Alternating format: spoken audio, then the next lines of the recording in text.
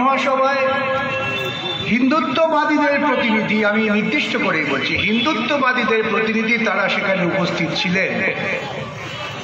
তরুণ শিক্ষিত নরেন্দ্রনাথ দত্ত তিনি প্রতিদিন প্রতি মুহূর্তে দুঃখ পেয়েছেন, কষ্ট পেয়েছেন, যন্ত্রণা পেয়েছেন যখন দেখেছেন যে হিন্দুত্বের নাম করে ব্রাহ্মণ্যবাদী চিন্তা মানুষের মধ্যে কি নির্মম বিভাজন তৈরি করেছে, মানুষের মধ্যে অস্পৃশ্যতার জন্ম দিয়েছে। তিনি গোটা ভারতবর্ষ পরিভ্রমণ করেছিলেন, এসব ইতিহাস আপনাদের জানা। সমস্ত ভারতবর্ষ পরিভ্রমণ করতে করতে যখন তিনি জানতে পারলেন যে শিকাগোতে এইরকম একটা ধর্ম মহাসম্মেলন হচ্ছে, তখন তিনি সেখানে যোগদানের জন্য প্রায় ভিক্ষা করে অর্থ জোগাড় করে সেখানে পৌঁছলেন। প্রবেশদ্বারে তার অনুমতি ছিল না। তিনি সেখানে বুদ্ধিজীবী সম্প্রদায়ের মানুষ, অধ্যাপক, তাদের সঙ্গে তার কিছু বিতর্ক হয়। সেই বিতর্কের মধ্য দিয়ে আমেরিকান একজন অধ্যাপক দেখতে পেলেন এই তরুণটির মধ্যে অনন্য প্রতিভা আছে, এর পাণ্ডিত্য আছে। সে বলছে, আমাকে আপনি একটা পরিচিতিপত্র দিন যাতে আমি শিকাগো ধর্ম মহাসম্মেলনে বক্তৃতা করতে পারি। সেই অধ্যাপকের পরিচিতিপত্র নিয়ে নরেন্দ্রনাথ বক্তৃতা করতে উঠলেন। তিনি উঠে বললেন, হে আমার আমেরিকার ভাই বোনেরা, আমি এমন একটা সভ্যতা থেকে আসছি যে সভ্যতা পৃথিবীর সমস্ত নিপীড়িত মানুষকে আশ্রয় দিয়েছে। তা হচ্ছে ভারতীয় সভ্যতা।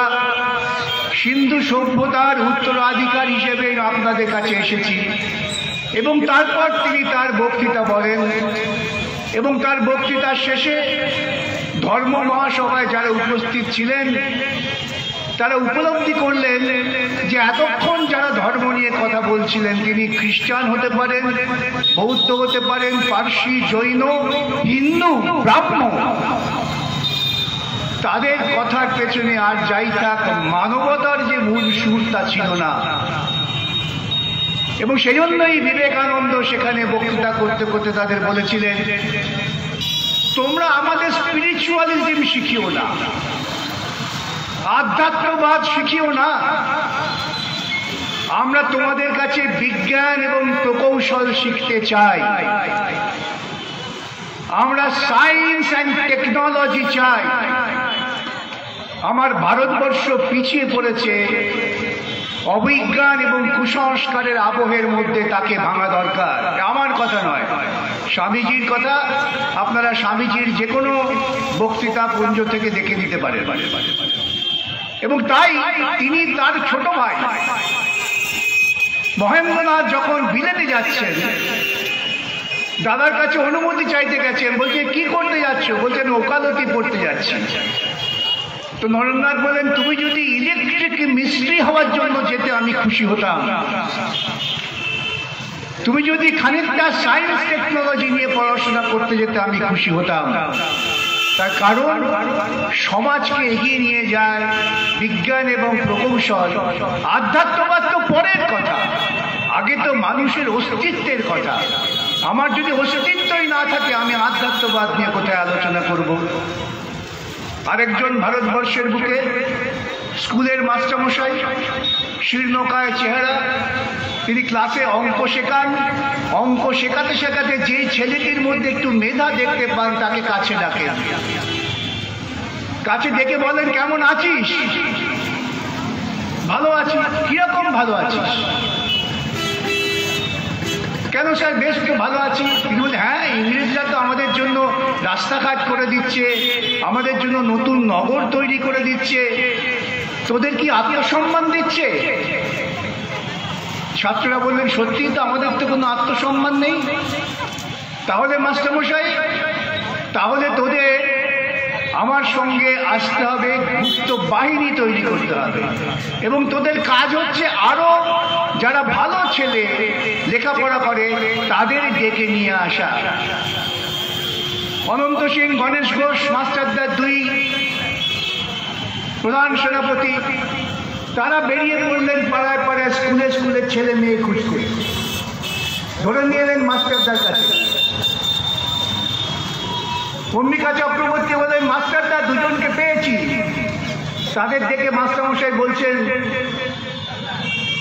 তুই আমাদের সঙ্গে আসবি কেন রে? আমাদের এখানে এলে পরে বিপদ, যে কোনো সময় তোদের প্রাণ চলে যেতে পারে, যে কোনো সময় পুলিশ ধরে নিয়ে গিয়ে অত্যাচার করতে পারে, কেন আসবি?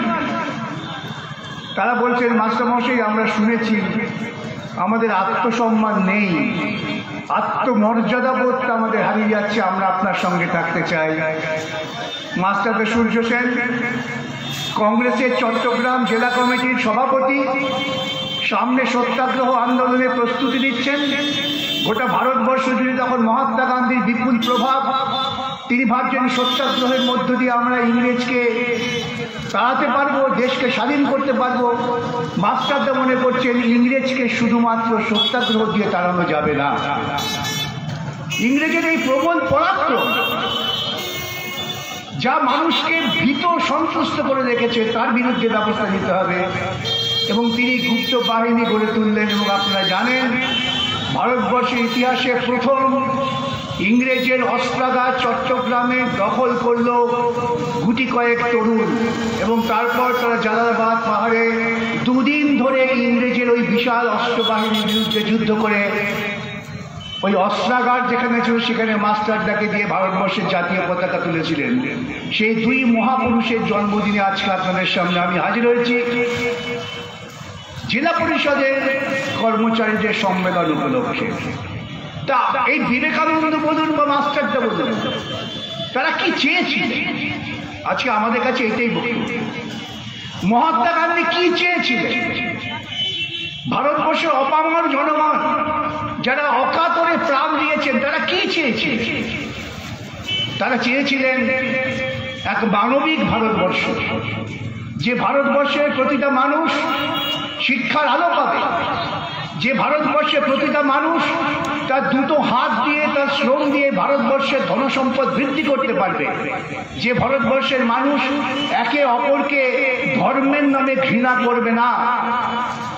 নাথুরাম গডসে যখন মহাত্মা গান্ধীকে খুন করলেন, আমরা অনেকেই জানি নাথুরাম গডসে কেন খুন করেছিলেন। আমি সাম্প্রতিককালে একটা বই পড়ছিলাম, নাথুরাম গডসের আত্মজীবনী।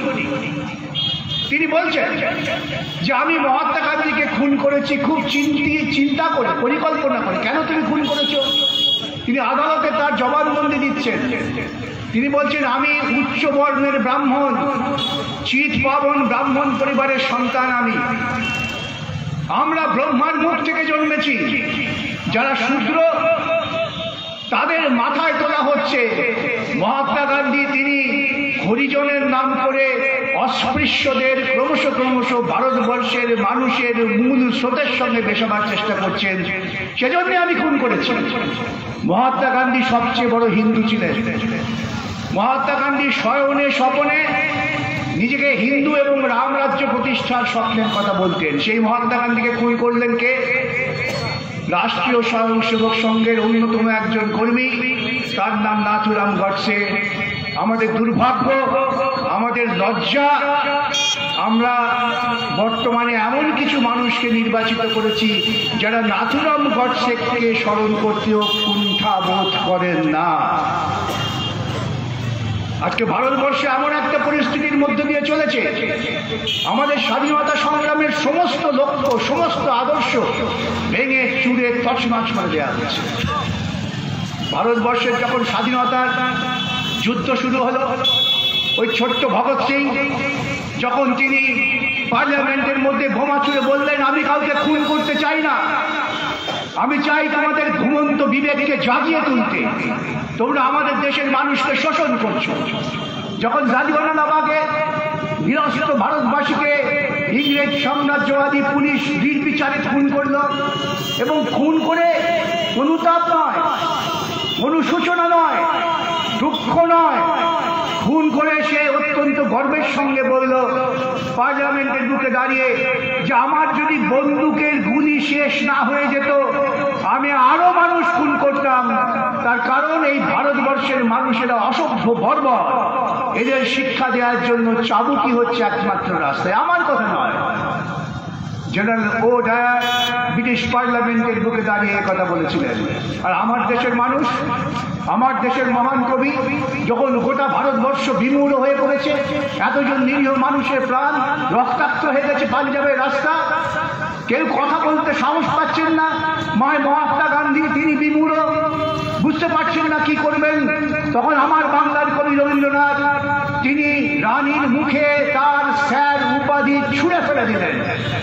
নাইট উপাধি তখন পৃথিবীর অন্যতম গুরুত্বপূর্ণ একমাত্র উপাধি ছিল, যে উপাধি পাওয়ার জন্য পৃথিবীর তাবড় ব্যক্তিরা রানীর কাছে অনুমতি প্রার্থনা করতেন। সেখানে দাঁড়িয়ে আমার রবীন্দ্রনাথ রানীর মুখের ওপরে নাইট ছুঁড়ে ফেলে দিলেন। রবীন্দ্রনাথের বিদেশের বন্ধুরা বলছেন, তুমি তো কবি, তুমি এসব করছো কেন? তোমার পক্ষে এই সম্মাননা ফিরিয়ে দেওয়া ঠিক নয়। যে সাম্রাজ্যে সূর্যাস্ত যায় না, সেই সাম্রাজ্যের মহারানীর মুখের ওপর তুমি তার দেওয়া শ্রেষ্ঠতম সম্মানকে ফিরিয়ে দিচ্ছ। আমার বাংলার রবীন্দ্রনাথ তার বন্ধুদের বললেন, আমার দেশের নির্বাক মুগুড়ো ভারতবাসীর ওপর যারা নির্বিচারে গুলি চালিয়ে হত্যা করে, আমার দেশের মানুষের মানবাধিকার যারা কেড়ে নেয়, তাদের সম্মাননা গ্রহণ আমি করি না, আমি তাই ছুঁড়ে ফেলে দিলাম। রবীন্দ্রনাথের সেদিনকে নাইট ছুঁড়ে ফেলে দেওয়ার ফলে গোটা পৃথিবী জুড়ে ইংরেজের বিরুদ্ধে মানুষ ক্ষিপ্ত হয়েছিলেন, এবং তারই ফলশ্রুতি হিসেবে 1947 সালে 15ই আগস্টে আমাদের যাত্রা শুরু। এই যাত্রা শুরুর আগেও অনেক বাধা, অনেক বিপত্তি ছিল। ইংরেজ সাম্রাজ্যবাদীরা দেখেছিলেন যে ভারতবর্ষের মানুষ ধর্মের রাস্তা ভুলে গিয়ে কে হিন্দু, কে মুসলমান, কে বৌদ্ধ, কে খ্রিস্টান, এই মহামানবের সাগর তীরে সমস্ত ধর্মের মানুষ আছেন, সমস্ত বর্ণের মানুষ আছেন, কেহ নাহি জানে কার আহ্বানে এত মানুষের ধারা দুর্বার স্রোতে এলো কোথা হতে সমুদ্রে হলো ভরা। এই ভারত মহামানবের সাগর তীরে রবীন্দ্রনাথ দেখছেন সকুন্দল মোগল পাঠান, দ্রাবিড় চীন এক দেহে হলো নীল। এই আমার ভারতবর্ষ। সেই ভারতবর্ষকে বাঁচিয়ে রাখবার জন্য যখন আমাদের দেশে লড়াই হচ্ছে, তখন ইংরেজ সাম্রাজ্যবাদ দেখলেন এই ভারতবাসীর মধ্যে একটা বিভাজন তৈরি করতে হবে। ঐক্যবদ্ধ মানুষ অনেক বড় শক্তি, এই বিভাজন যদি আমরা তৈরি করতে পারি, তবে আমাদের শোষণের যন্ত্র, ভারতবর্ষের মানুষকে যে আমরা লুট করছি, সেই লুটের ব্যবস্থা টিকে থাকবে। তাই আওয়াজ তোলা হলো, আওয়াজ তোলানো হলো। একদল বললেন আমরা হিন্দু, আমরা একটা জাতি, আরেক দল বললেন আমরা মুসলমান, আমরা একটা জাতি। ভারতবর্ষের কোটি কোটি মানুষের মধ্যে বিভাজন তৈরি হয়ে গেল। একদল বললেন আমরা যেহেতু মুসলমান, আমরা যেহেতু ইসলাম বিশ্বাস করি, তাই আমাদের জন্য আলাদা রাষ্ট্র চাই। হে প্রভু মহারানী, তুমি আমাদের জন্য আলাদা রাষ্ট্র করে দাও। আরেক দল বললেন আমাদেরও হিন্দুস্থান করে দিতে হবে, আমরাও হিন্দু। এই হিন্দু মুসলমান যুদ্ধ বাঁধিয়ে দিয়ে সবচেয়ে বেশি খুশি হলেন ইংরেজ সাম্রাজ্যবাদ। তারা যাওয়ার আগে বললেন আমরা চললুম, আমরা থাকতে পারছি না। তার কারণ দ্বিতীয় বিশ্বযুদ্ধ হবার পর সোভিয়েত রাশিয়া হিটলারের ঘুম কেড়ে নিয়েছে। হিটলার ভেবেছিলেন পৃথিবীকে শাসন করবেন, এখন হিটলারকে আত্মহত্যা করতে হচ্ছে। আর শুধুমাত্র সামরিক শক্তি দিয়ে এই ভারতবর্ষকে নিয়ন্ত্রণ করা যাবে না, তাই আমরা চলে যাব, তোমরা ঠিক করো কি করবে। ওরা ভাবলেন কিছু মানুষ মোহাম্মদ আলী জিন্নার নেতৃত্বে যে ইসলাম নিয়ে তারা দেশ চালাবেন। ইসলাম নিয়ে দেশ চলেছে, আমাকে কি নতুন করে ব্যাখ্যা করতে হবে? ইসলাম নিয়ে দেশ চলেনি। বাঙালি জাতি গর্জে উঠেছেন ইসলামের বিরুদ্ধে, গর্জে উঠেছেন অত্যাচারের বিরুদ্ধে। 71 সালে নতুন বাংলা তৈরি হলো। বাংলা তৈরি হলো কেন? বাঙালির আবেগ, বাঙালির ভালোবাসা, তার মায়ের ভাষা, রবীন্দ্রনাথ, নজরুল, জীবনানন্দ, এদের আমরা ছাড়তে পারবো না।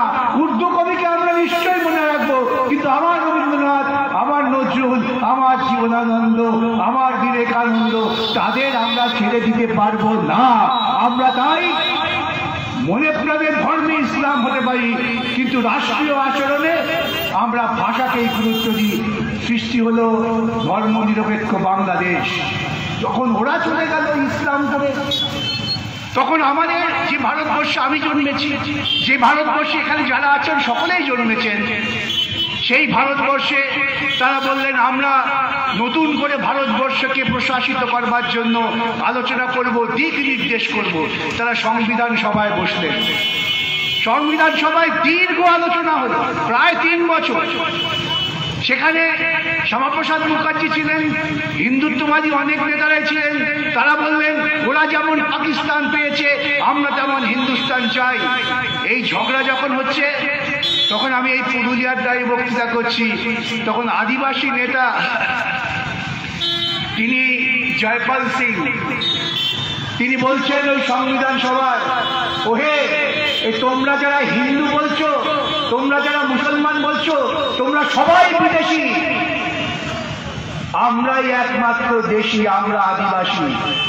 এই পুরুলিয়ার মাটির পাশেই কয়েক মাইল দূর থেকে এই কণ্ঠ উঠেছিল যে আমরা আদিবাসী, আমাদের ভারতবর্ষ, আমাদের কোনো ধর্ম নেই, তোমরা হিন্দু মুসলমান বলে মারামারি করছো, যদি মারামারি করতে হয় এই ভারতবর্ষের মাটি ছেড়ে চলে যাও। এত বড় স্পর্ধিত কথা বলেছিলেন।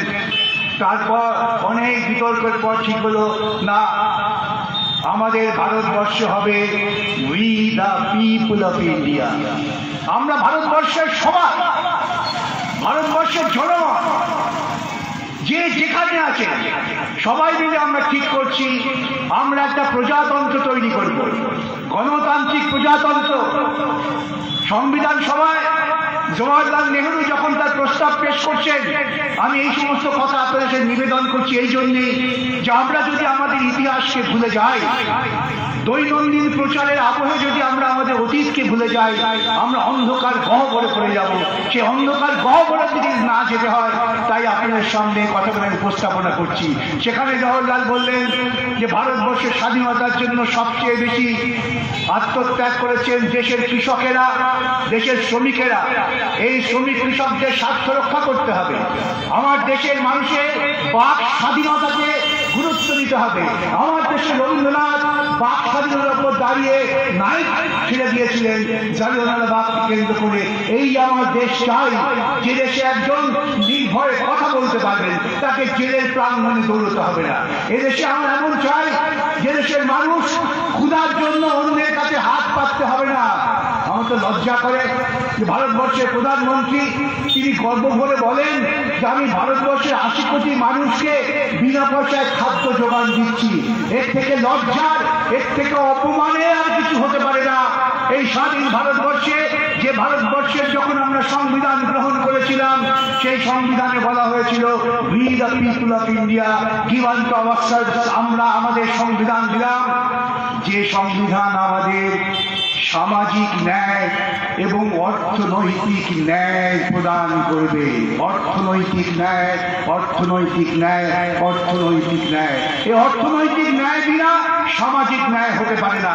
সেই লক্ষ্যে ভারতবর্ষ যাত্রা শুরু করেছিল। আপনাদের মনে থাকতে পারে পণ্ডিত জওয়াহরলাল নেহরুর সঙ্গে আমাদের রাজনৈতিক মতপার্থক্য ছিল, আছে, আগামী দিনেও থাকবে। কিন্তু তিনি ওই যে সংবিধানের প্রস্তাবনা সামনে রেখে বিভিন্ন বড় বড় জাতীয় শিল্প গড়ে তুললেন। বড় বড় সেচ প্রকল্প, বড় বড় কারখানা, সব জাতির সম্পদ। আমার আপনার দেওয়া ট্যাক্সের টাকায়, আমার আপনার দেওয়া জমানো ব্যাংকের টাকায় জাতীয় সম্পদ তৈরি হচ্ছে। আমরা দেখলাম আমাদের এখানে এই ঘড়ি বেরোলো, যে ঘড়ি ভারতবর্ষ কেন পৃথিবীর অন্যান্য জায়গায়ও বাজার তৈরি হলো। এরপরে ওই একচেটিয়া পুঁজিপতি ব্যবসায়ীরা ভয় পেয়ে গেলে তারাও পরিকল্পনা করতে শুরু করলেন। বামপন্থীরা তখন ভারতবর্ষের পার্লামেন্টের মুখে দাঁড়িয়ে ব্যাংক জাতীয়করণের প্রস্তাব নিয়ে লড়াই করেছিল। ব্যাংক জাতীয়করণ হয়েছে, ইন্স্যুরেন্স জাতীয়করণ হয়েছে। লাভ কি হয়েছে? এই প্রাইভেট ইন্স্যুরেন্স কোম্পানিকে মোদি দিচ্ছেন, তারা কি করছেন? তারা চকচকে ঘর বানাচ্ছেন। আপনাকে ভুলিয়ে নিয়ে গিয়ে ইন্স্যুরেন্স করবার সময় এসি ঘরে বসিয়ে বলছে সই করুন, আপনি সই করছেন।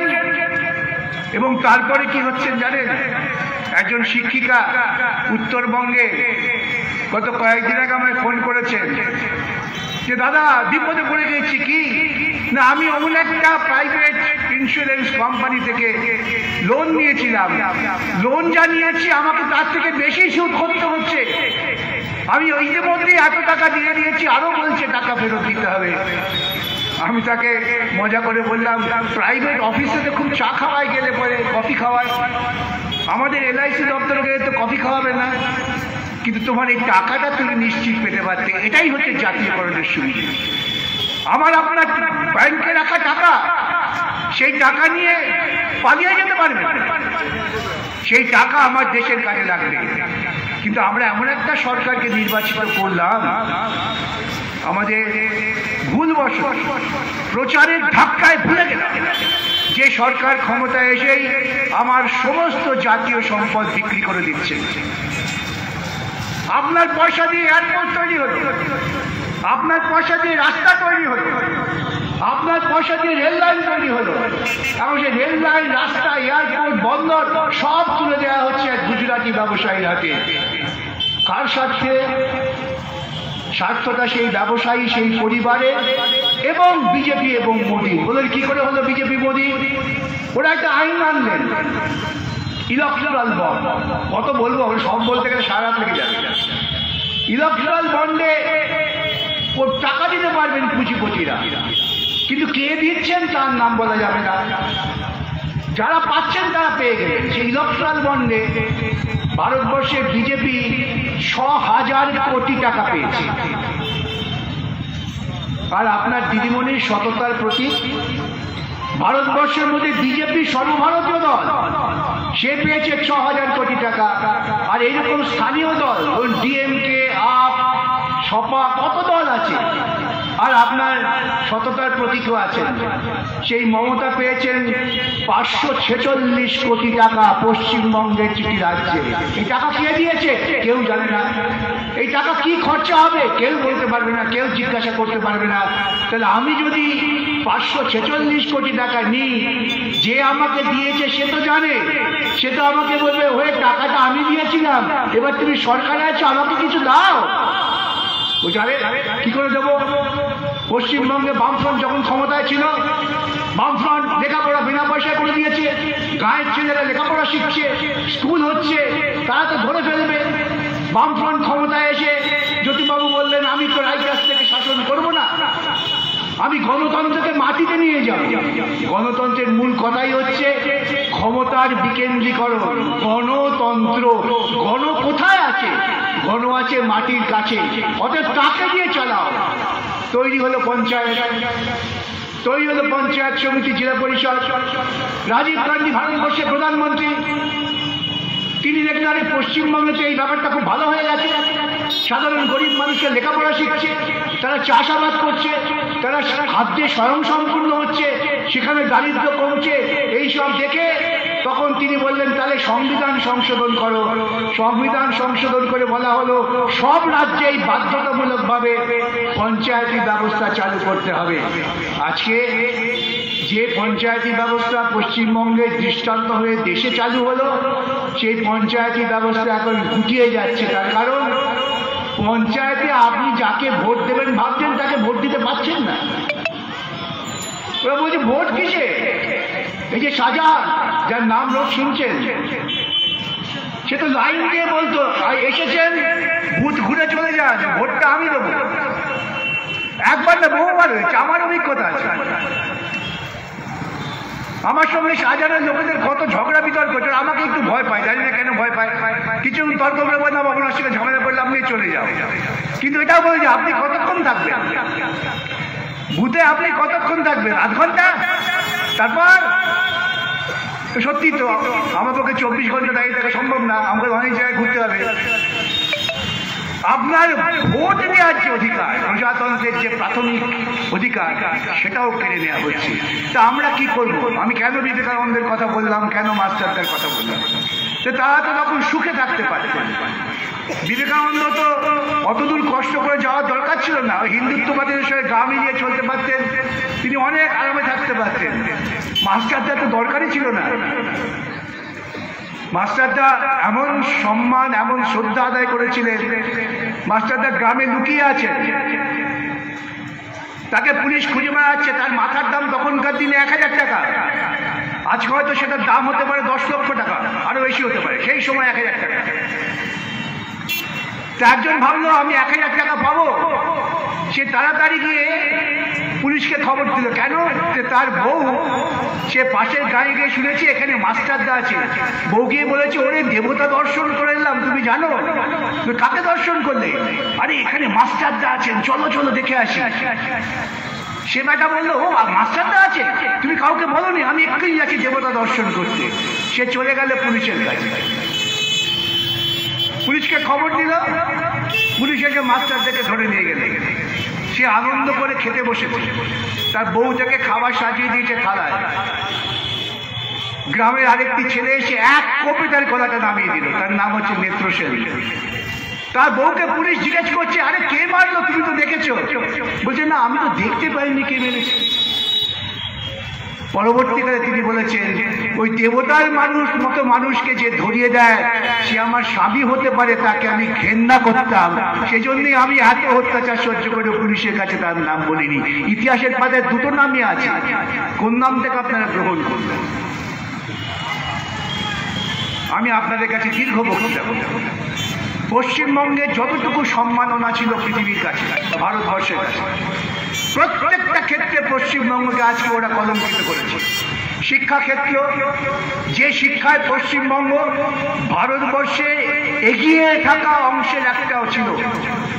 আমাদের গায়ে গায়ে ছেলেরা যখন স্কুল পেল, আপনাদের মনে থাকতে পারে, যারা আমাদের বয়সী মনে থাকবে, আমাদের সময় যখন পরীক্ষা হতো, কোন স্কুল থেকে ফার্স্ট সেকেন্ড থার্ড হবে আমরা বলে দিতাম।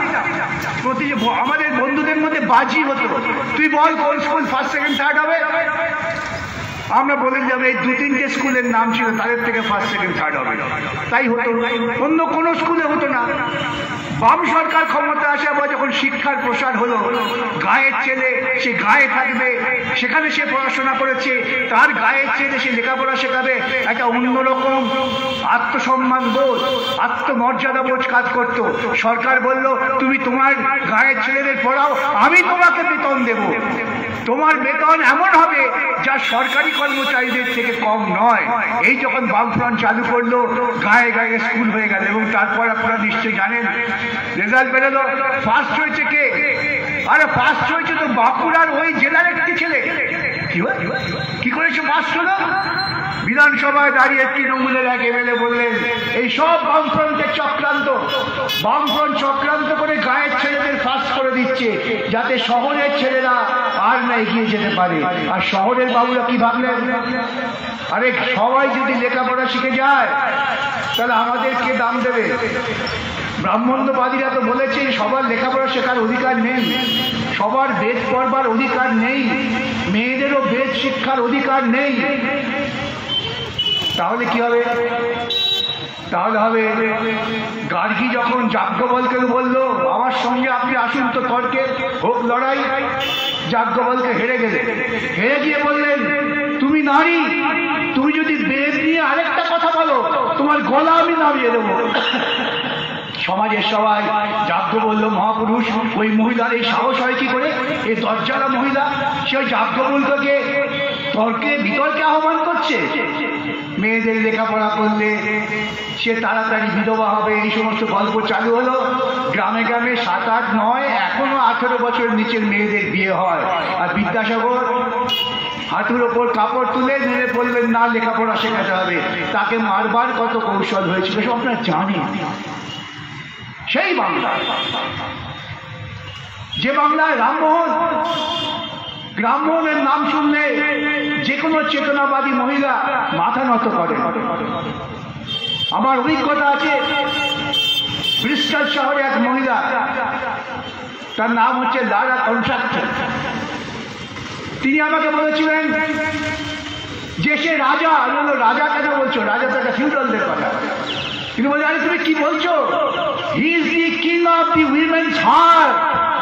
মেয়েদের মনের রাজা, মেয়েদের সম্মান সে দিয়েছে, মেয়েদের সে বাঁচিয়ে তুলেছে।